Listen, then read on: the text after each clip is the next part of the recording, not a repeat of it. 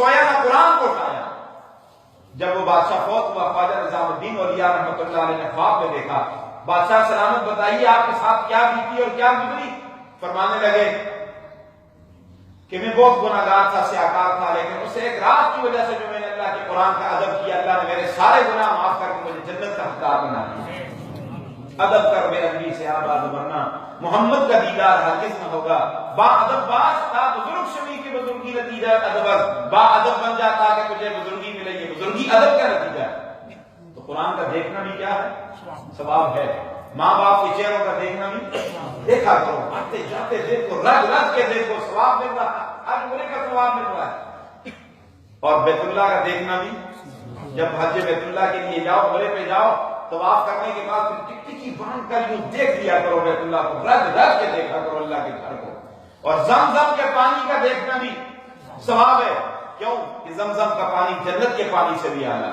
معراج کی رات رسول اللہ کے شق کے صدر ہوا، آپ کا سینہ مبارک جب چیرا گیا، پھاڑا گیا، جس تشت اور تھال میں رکھا گیا وہ تشت اور تھال جنت سے لائی گئی، لیکن جس پانی سے سینہ دھویا گیا وہ پانی زمزم کا استعمال ہوا، جنت سے نہیں لایا گیا۔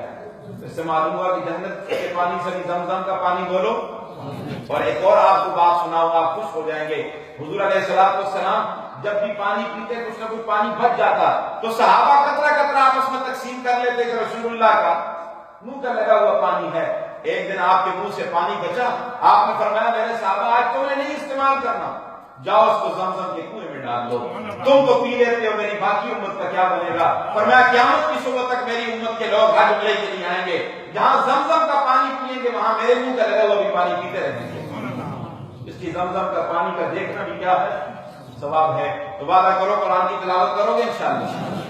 مجلس سے کچھ لے کے جاؤ، یہ نہیں کہ مزے لے لو، ایک دل سے سنو اور ادھر سے نکال دو۔ ایک شاگرد سے استاد پوچھا کہ یہ دو کان اللہ نے کیوں لگائے؟ اس نے جواب دیا کہ ایک سننے کے لیے اور ایک نکالنے کے لیے۔ اس لیے یہ ساری باتیں سینے میں ڈال کے جاؤ میرے بھائیوں، رسول اللہ کی سنتوں پہ بھی عمل کرو، قرآن کی تلاوت کا بھی اہتمام کرو۔ بہت زیادہ میں شکریہ ادا کرتا ہوں کہ آپ نے ہمیں دعوت دی، اور ہماری خوش قسمتی ہے، ہماری خوش قسمتی کہ ہمارا وقت قیمتی ہو گیا، ہمارا وقت قیمتی ہو گیا کہ ہم قرآن کی محفل اور مجلس میں، اور اللہ کی قسم اٹھا کے کہہ رہا ہوں، بناوٹی باتیں نہیں ہیں، اس مجلس کو فرشتوں نے اپنے پروں سے ڈھانپا ہوا ہے۔ مسجد کے دروازے سے بعد میں باہر نکلو گے، اللہ رب العزت بخشش کا اعلان پہلے فرمائیں گے، بخشش کا اعلان پہلے فرمائیں گے۔ فرشتے کہیں گے اللہ ایک آدمی تو یہاں انتظام کے لیے آیا ہوا تھا، وہ تو مجلس کے لیے نہیں آیا ہوا۔ اللہ فرمائیں گے میں نے ان کی وجہ سے بھی بخشش کر دی، حتیٰ کہ ہماری جو گناہ ہے اللہ ان کو بھی نیکیوں میں تبدیل فرما دیں گے۔ یہ مجلس اعلیٰ مجلس ہے، اللہ رب العزت ہم سب کو اعلیٰ بنائے، زندگی باقی ملاقات باقی، وآخر دعوانا الحمدللہ۔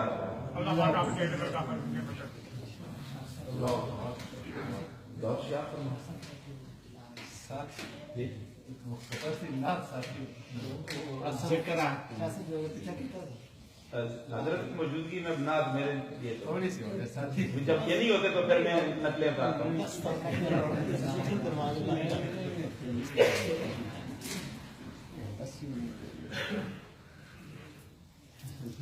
ذکر کا کہہ رہے ہیں، چلو اور مزید برکت ہو جائے گی اور دل کا غم دور ہو جائے گا۔ لکل شیء سیقل وسیقل القلب ذکر اللہ۔ ہر چیز کے صاف کرنے کے لیے رہگمال ہوتا ہے، دل کا رہگمال اللہ کا ذکر ہے۔ لا الہ الا اللہ،